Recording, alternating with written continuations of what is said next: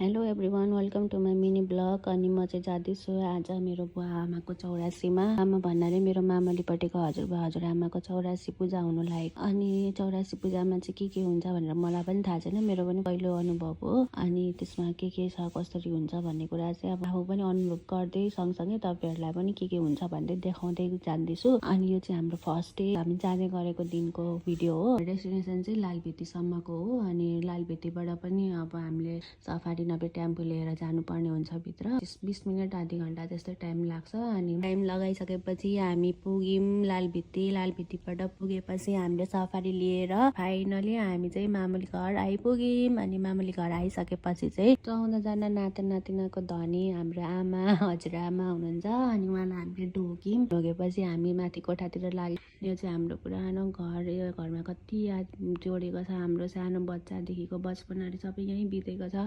भेटे सबैजनाले। अनि पूजा सुरु हुँदैछ, पूजा गर्दै हुनुहुँदै थियो। अनि यो चाहिँ पूजा गर्दै गर्नुभएको हो।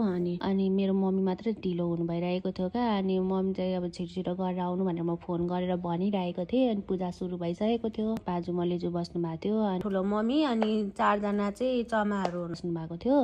त्यसपछि चाहिँ मम्मी पनि आइपुग्नु भयो। अनि पूजा सुरु भइरहेको छ। यहाँ चाहिँ पूजा गर्नु हुँदैछ। 84वटा यो लोटा, अनि त्यसपछि 84वटा सिक्का, हरेक कुरा 84वटा हुनुपर्ने नै रहेछ। अनि त्यो चाहिँ लोटाहरू कस्तो मजाले 84वटा राखेर अनि त्यसलाई सबै पूजा गरेर गर्नु हुँदो रहेछ।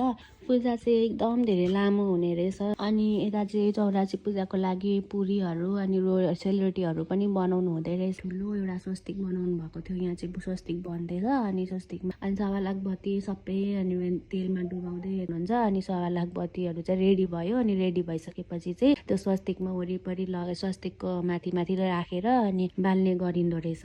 स्वस्तिक बालिसकेपछि चाहिँ अनि सबैजना वरिपरि सबैजनाले घुमेर पूजाहरू गरे यसरी। त्यसपछि सबैजनाको पूजा पनि अब यसरी सम्पन्न भयो। अनि यो चाहिँ गर्दै झन्डै 6:30-7 नै भइसकेको थियो, अँध्यारो भइसकेको थियो। अनि अझै पूजा बाँकी नै थियो। अनि भोलि बिहान फेरि सुरु हुनेवाला थियो पूजा। अनि स्वस्तिक बालेपछि सम्पन्न भयो आजको पूजा चाहिँ। नानीको चाहिँ अनि हजुरआमाहरू वरिपरि बसेर मेरो छोरीलाई बिचमा राखेर खेलाउनु हुँदैछ। अनि यतापट्टि चाहिँ माला बन्दैछ दुबोको। अनि मेरो चाहिँ बहिनीहरू माला बनाउँदैछ। दिन चाहिँ यतिकै सक्यो। Bye bye, thank you for watching.